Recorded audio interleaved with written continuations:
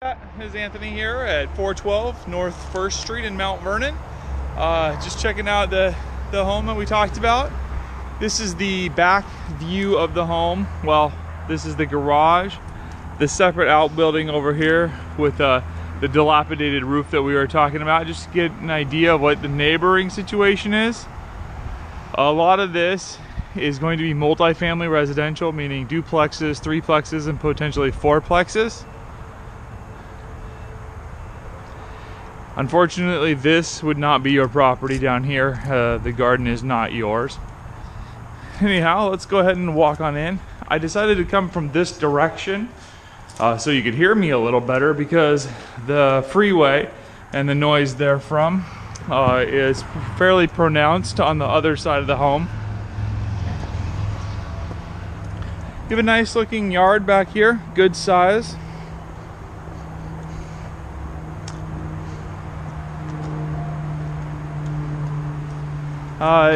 We can see on this roof, it has a little bit of time left, but it's going to need a re-shingling or repair before too long. We're going to enter, as you commonly would, through the back door and in through the mudroom. One nice piece of this home is that it appears as all the windows, or at least the vast majority, have been upgraded to double pane vinyl windows. We'll take you in through the kitchen. Very nice, very tall ceilings. The kitchen itself could definitely use some updating, but a great deal of counter space. Love these tile cabinets. Unfortunately, that tile broke and had to be replaced with something different. The architecture in this home is gorgeous. Into your dining room and living room, built-in leaded glass cabinets. Here's the wood stove for ambiance. As we discussed, it's not an active wood stove based on the chimney. And this is the look out your front window and door. As you can see, you have the river across the street. Shouldn't be of any concern for flooding, as we're up quite a bit higher. I'm going to guess 50 to 75 feet higher than it. Really the biggest concern of this house is going to be the road noise and some of the things in the house that we'll discuss later.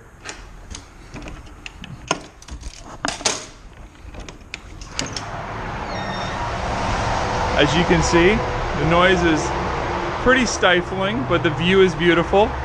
Here are a few more people interested in a home, and we're going to go ahead and continue on the tour. It'll be just a moment. The door in need of a new paint job. The stairs on the way up were replaced recently. However, I have to say they have an off-counter lean to them, which probably need to be done again sometime before too long. The first bedroom here, good size, somewhat of a smaller closet, but appropriate for the era. You have a walk through into the bathroom. Another good size era. This house, when it was built, must have been a monster, because they did a lot of things very nicely. This is the pass-through room into another good size main floor bedroom. This one walks back through another closet, and we circle back into the mudroom where we started.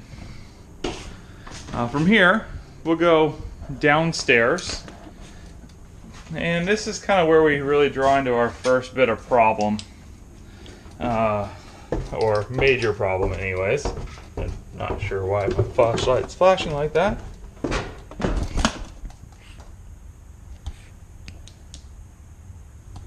Anyhow, we have a good deal of water on the floor leading to the sump pump that was working the first time I walked through here. As you can see, a great amount of water coming from the back section. Here's the boiler for the radiant heat. This water heater Looks like it has a born-on date of 1994. So it's way overlived its lifespan.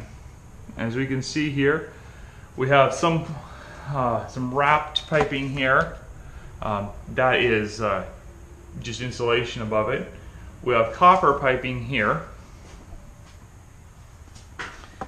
Here is the breaker box. So it does appear as that's correct that they upgraded the electricity in the early 90s. We see that the wires are still run for the knob and tube. I will have to assume that at this point they're just they've been unplugged, however, from their power source. So we go through some of the concerns I have is, so we have what looks to be stainless steel piping here, galvanized feed here. We have some plastic piping over here. What we see here is where we have copper to galvanized and it's starting to corrode. I'm not sure if that's what's leading to the wet floor, because we see it a lot more excessively on this side. A lot of excessive corrosion. It's going to need to be repaired before too long. You see the rust on the downside of that. Through here, all of this black patching, I believe it was been put in to be a moisture barrier versus the outside, which is not uncommon, but not necessarily done in full and correct manner. As you can see here, we've had some pest issues, may or may not have been taken care of. Definitely need to be on the monitor for that. More mixed plumbing. I did look here at the chimney, and it's grout. I guess, sorry, not grout, but masonry. It looks to be having been redone recently, and I shouldn't say recently, at some point. It's not flaking out badly. As you can see there, there's a possible intrusion. I'm not sure whether or not it's going to be leading to pest issues or just water coming down, but something to be addressed long term. All right, so in my opinion, this is the worst of it. We'll head back upstairs and see the upstairs. All right, as we walk through, we'll say hi to friendly people. Hello, friendly people. Hello, friendly people. All right, we're gonna go ahead and walk back through the kitchen and dining room and up the stairs.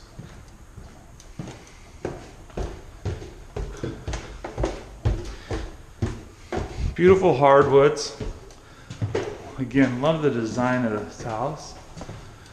On your right here is the bathroom with maybe the smallest bathtub I've ever seen. Probably for infants, I'm guessing, because it is, you get an idea, it's only to my shin in this very small bathroom. Rather, very small tub in a decent sized bathroom.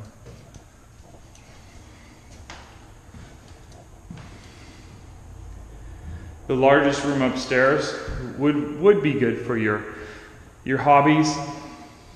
Good size. Have an extra storage in through the attic. Fairly finished.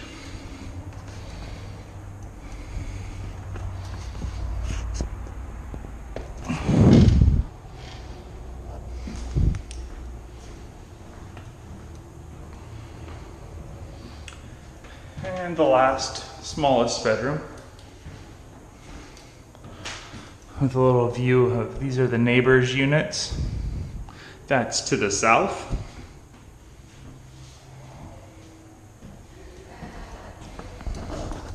All right, Pat, thanks for taking the tour with me.